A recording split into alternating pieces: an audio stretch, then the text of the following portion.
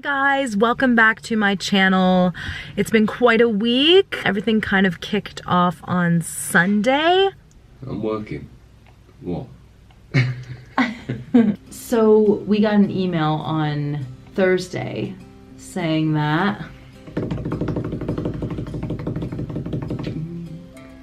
They said that they've got space for us in the clinic.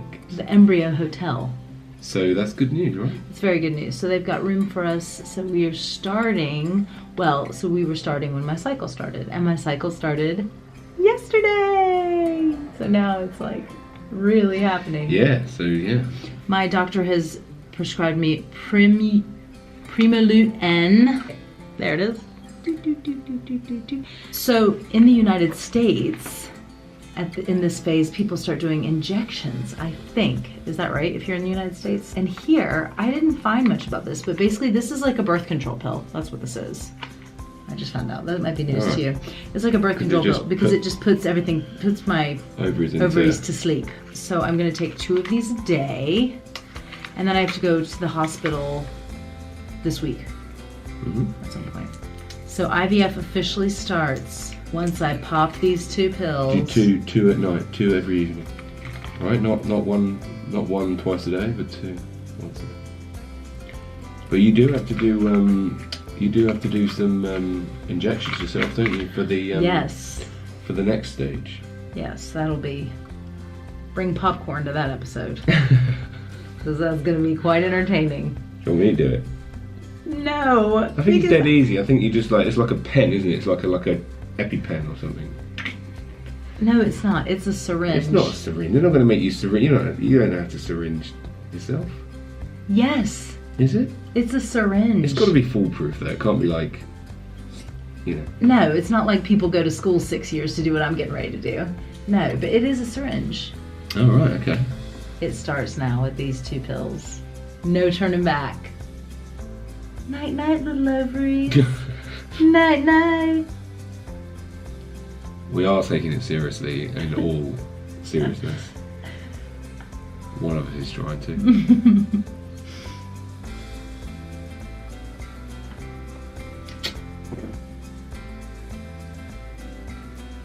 feel the difference? We started IVF. Apparently they make Eileen even more moody than normal. All kidding aside, I was looking up side effects for this, and one of them was bulging eyes. Wait, I'm starting to feel something. What? You didn't tell me that before you took them. I hate bulging eyes. That's it. I'm out. I'm out. Good luck. Bulging eyes and acne. Weight gain. Or weight loss.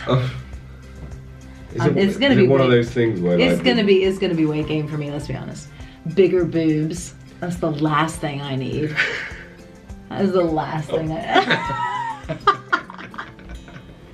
If you're prone to depression, it can make depression worse. I don't know that I'm prone to depression, but we've been through a lot. I get sad, so hopefully it won't make me sadder. So I gotta make jokes. I gotta sing lullabies to my ovaries because I gotta laugh my way through it. 2 to 4 weeks. 2 to 4 weeks. Cool. There's no good angle to film this because it's night and I don't normally film at night, but I decided this IVF cycle, I'm gonna check in a little bit each day with you guys. So this is day 2. So I'm getting ready to take those pills. We have 2 of them. And these are the Rockabye Ovaries, put my ovaries to sleep pills. I'll take those. I think it's like psychological, but after I took my Primalute or whatever you call it last night, the pill last night, today I feel like I'm like hungry all day. I mean, they say a side effect is weight gain, but I mean, just the urge to eat all the time. I'm trying to fight it, but I have been hungry.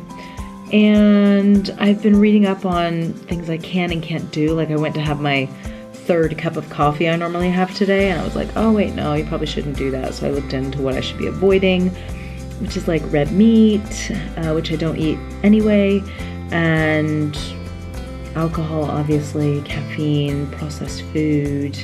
Apparently like nail polish and moisturizers and stuff, just because of all the chemicals in them. So I'm making some adjustments. Hi, it's pill time. Pills. time. Very graceful. This is how you do IVF with grace.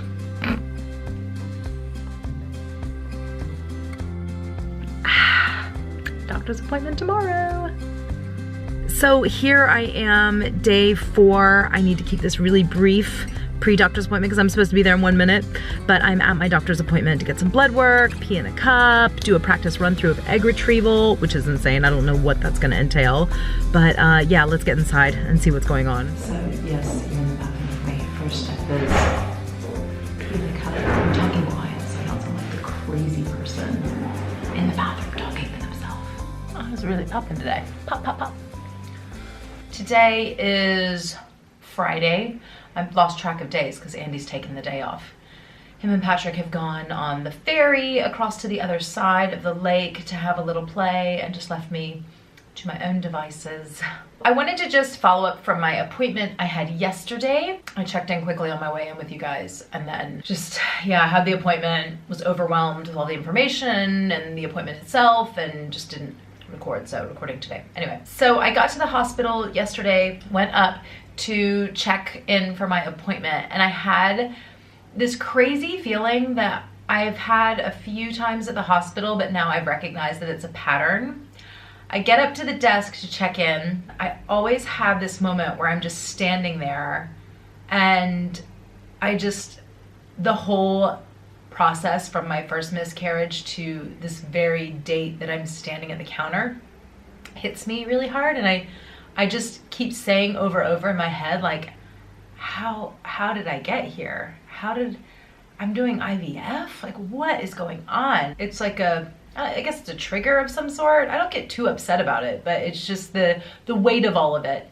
Up to this point, I've just kind of been like, okay, today I take pills, today I'm doing this, we're starting IVF, what's next to try to get us to a baby. But I have these moments every now and then that the reality of everything that's happened hits me. And that happened yesterday. It was fine, but just kind of a bit of a weight.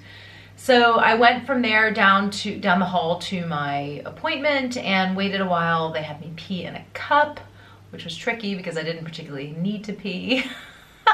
So I had to will that out of my body using some yoga breathing and some quick downing of water, psychologically thinking that would make it happen. Eventually peed in the cup. And I was super proud because I saw a few other cups of wee that had been submitted to the counter, and my wee was the most hydrated. So there you go. My wee was not super yellow, it was nice and pale, which if you didn't know, when you wee, or you pee in the United States, take a look. Your pee shouldn't be super, super dark yellow. That means you need to drink more water. It should look like lemonade, apparently. That was a pregnancy test, which they didn't need to worry, I'm not pregnant. And I went in to the doctor and we sat down and she asked if I had been taking my Primulot N pills. I started taking those on Sunday, as you saw. And from there, she walked through the entire timeline of how IVF is going to work. So I'm gonna take these pills up until, I wanna say March 12th.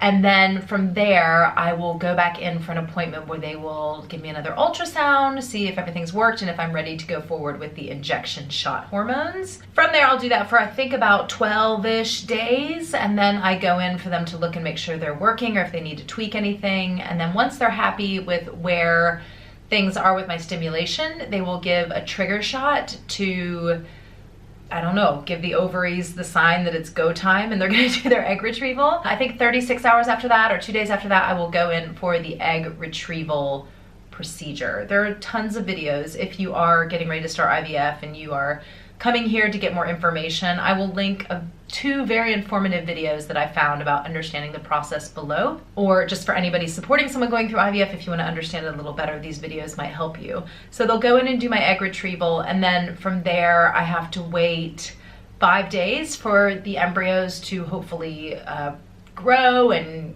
get strong. The healthiest, best ones will be our options for what to put back inside of me, the transfer day. And then from there I wait 2 weeks and then they confirm whether or not it has implanted into my uterus, which is really tricky for me because that's where I have run into problems and I've miscarried in the past. So it'll be very tricky. I'll go in after 2 weeks and hopefully they will tell me that it is implanted and I am indeed pregnant. Now, after she talked me through all of that, she said, okay, now we're gonna do a practice run of the retrieval. So I got up and she said, first I'm gonna do an ultrasound, and she did an ultrasound to locate my ovaries. And after she was done, she said, okay, so we've got 5 on each side.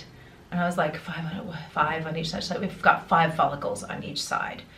I said, okay, so does that mean, what does that mean?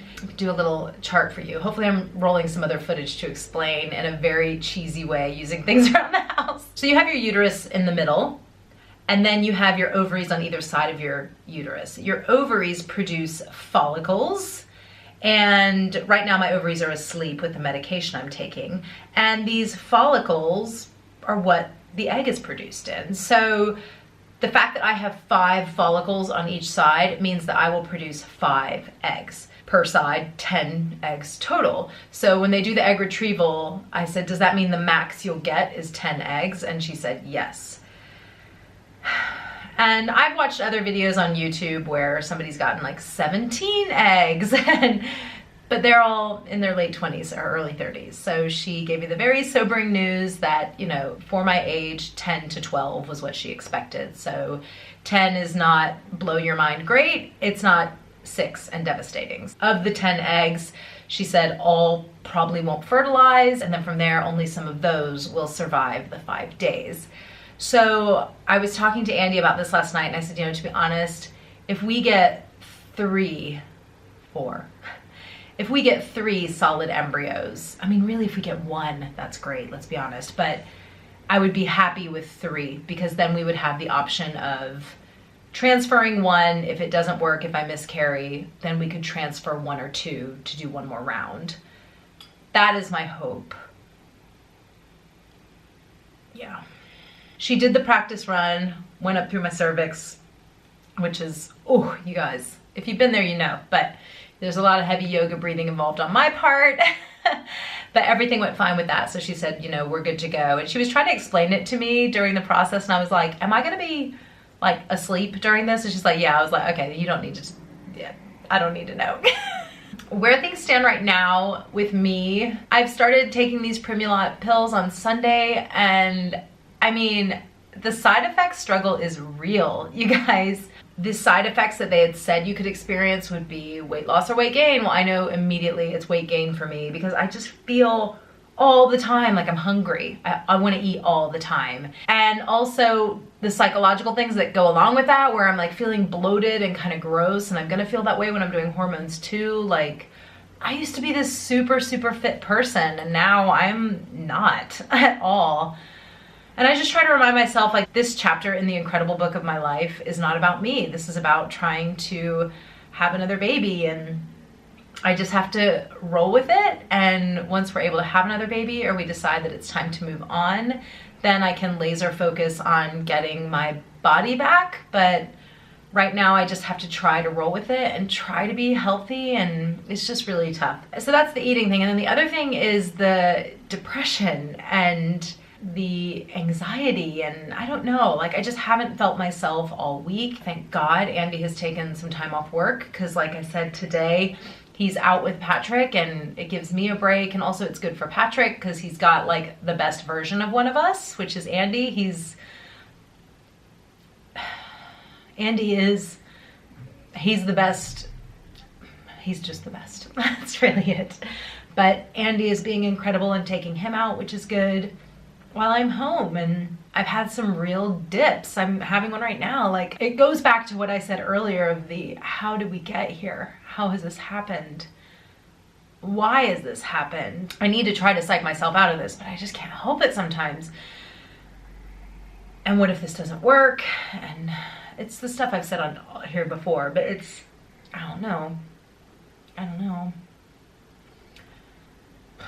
Just to go back and finish off the order of things, the egg transfer will happen the last week of March. So I'm in for like the next month and 2 weeks will be the full IVF cycle for us over here in Europe.